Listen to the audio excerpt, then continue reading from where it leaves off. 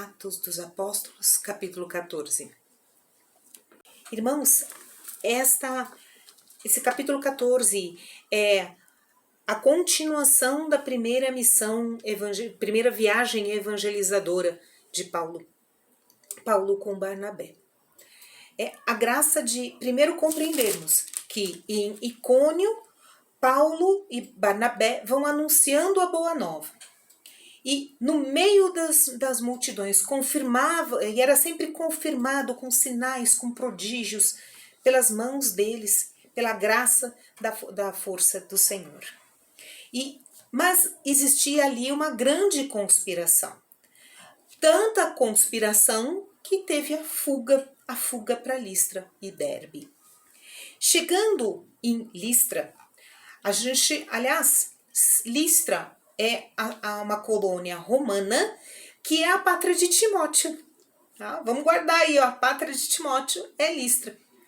E lá em Listra, ele começou a ter, primeiro em Icônio, foi o conflito com os judeus. Em Listra já teve o conflito com os pagãos e os judeus. Em primeiro, por quê? Dos pagãos, porque como eles tinham outros deuses, e foi realizada a cura, o milagre, a cura do coxo, eles a associaram aos seus deuses. E olha como foi tão potente, tão poderoso o anúncio da palavra, a pregação querigmática, que teve uma grande multidão de conversão. Agora, ao ponto deles anunciarem: meus irmãos, amigos, que estáis fazendo? Ali no versículo 15. Nós também somos seres humanos. Então, eles começam a colocar, a evangelizar, a demonstrar que o nosso Deus é o Deus do todo. Daí, eles vão... Aí depois veio o conflito, teve o conflito com os pagãos, porém, aí vem os judeus, começam o conflito com os gentios, então com os judeus. Consequentemente, o que eles tiveram que fazer? Opa, vamos sair daqui, vamos lá retornar. Aí eles foram para Derbe.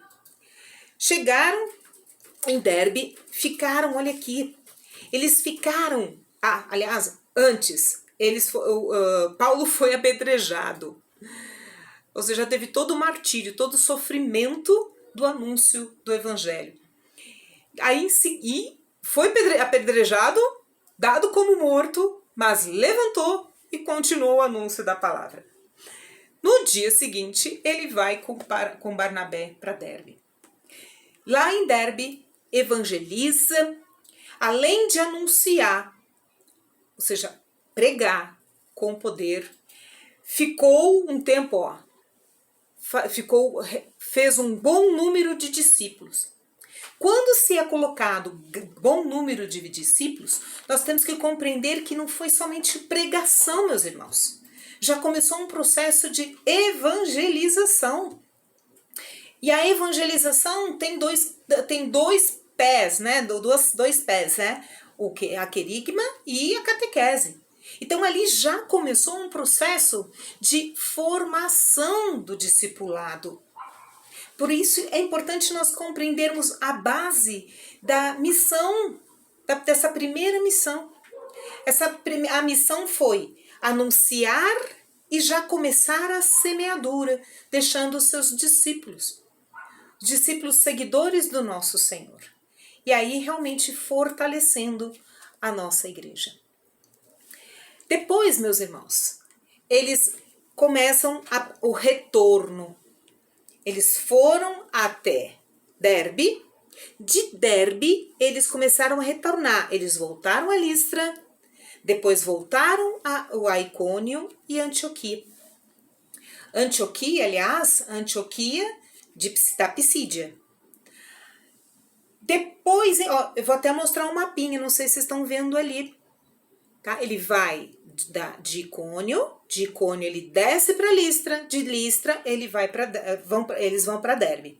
Derbe, eles voltam para Listra, voltam para Icônio, de Icônio, vão para Antioquia da Pisídia e aí descem. Vão descendo por quê? Vão descendo porque eles vão anunciando a Boa Nova e eles vão atravessar a Panfilha, vão chegar na Panfilha. Chegando na Panfilha, eles vão para Perge e descem para Atália. Atália é um porto, uma cidadezinha que tem um porto, para poderem embarcar para Antioquia, retornar à viagem, retornar aonde eles tiveram toda a preparação que foi falado, né? No capítulo 13, a preparação para a viagem. Eles retornaram, regressaram e ali começaram a consolidar a igreja. Primeiro ponto que a gente tem que começar a pensar nesse capítulo. A importância de anunciar, de expandir o evangelho. Qual é esse caminho que eu e você estamos fazendo para expandir o evangelho? Olha esse exemplo de chegarem a ser apedrejados. Paulo chegou a ser apedrejado e dado como morto. Aonde que você está sendo apedrejado aí, meu irmão? E muitas vezes dado como morto, mas levanta e vai seguindo em frente anunciando. Olha a importância desse anúncio. Depois, a importância também de compreendermos a cura, os milagres, os prodígios, a exemplo da cura do coxo. Não esperemos que o outro faça o que você pode fazer, anunciar com a boa nova, com ousadia e com parresia. Depois, compreender a reação, que muitas vezes a reação do irmão não vai ser aquela que você imagina. Nós temos que compreender que nós vivemos num mundo onde a limitação, as pessoas não conhecem nosso Deus. Parece que é loucura que eu estou falando aqui, mas é pura verdade. Existem tantos deuses aí. Está na hora de nós anunciarmos com ousadia o Deus único e verdadeiro. E depois, meus irmãos, compreender a importância de vivermos a pregação e a catequese. A evangelização tem essa semente.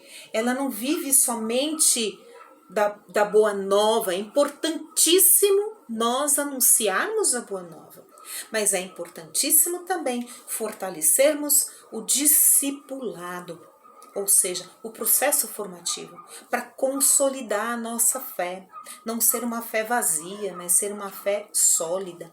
Para isso nós temos essa doutrina, irmãos. Para isso nós realmente temos que nos fortalecer com os documentos, com a graça de vivermos a nossa igreja. Compreender também que existe um ciclo. Olha só, a primeira viagem também mostra o caminhar. Teve um começo, né? Teve ali um começo na Antioquia, foi preparada a viagem, teve um começo, foi e depois voltou. Então nós temos que compreender esse ciclo e entender assim, agora vamos sentar e pensar como está a nossa fé. Anunciou, para um pouquinho diante do Senhor, antes de anunciar, vai lá orar com o Senhor. Vai lá se preparar, vai para a missão, volta e se coloca diante do Senhor.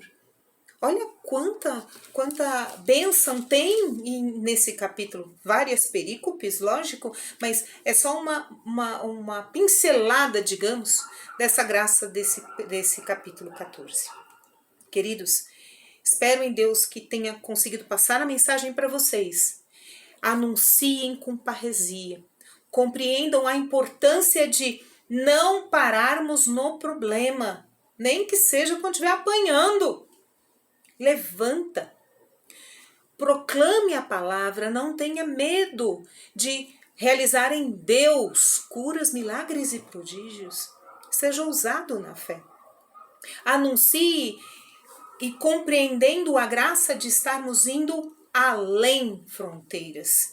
Hoje nós temos vários caminhos para a evangelização. Confira. Faça você a sua parte. Não espere que o outro faça o que você pode fazer. Deus seja louvado e o inimigo vencido.